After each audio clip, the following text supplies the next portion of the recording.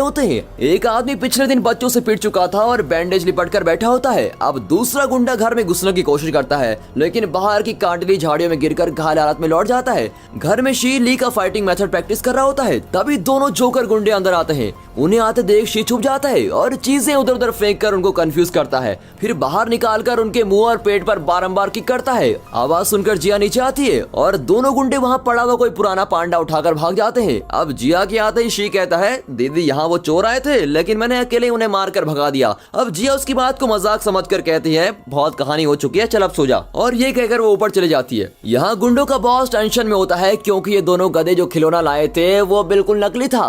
वो साइंटिस्ट का बनाया हुआ पांडा नहीं था, वो मार्केट का कोई सस्ता सा पांडा था। और बॉस गुस्से में अपने आदमियों को लिटाकर उनके मुंह में गोल्फ बॉल डाल देता है और कहता है कि अगर 3 दिन में मुझे वो ओरिजिनल पांडा नहीं मिला तो मैं गोल्फ स्टिक से तुम दोनों का मुंह तोड़ दूंगा।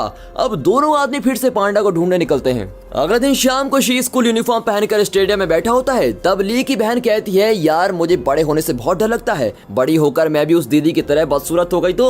अब ये कहते हुए वो 2 लड़कियों की तरफ इशारा करती है। सच में वे दोनों वही गुंडे हैं जो पांडा चुराने की कोशिश कर रहे थे। शी भी उन्हें पहचान नहीं पाता। सभी लोग लिन की फाइटिंग एंजॉय कर रहे होते हैं। लिन की बहन बहुत ही शो ऑफ करती है कि मेरे भाई को कोई नहीं हरा सकता, अगर किसी में हिम्मत है तो वो उससे लड़कर दिखाए। फिर वो शी को चैलेंज करती है कि तुम तो कुंफू में माहिर हो ना, मेरे भाई से लड़ोगे। और लिन भी चैलेंज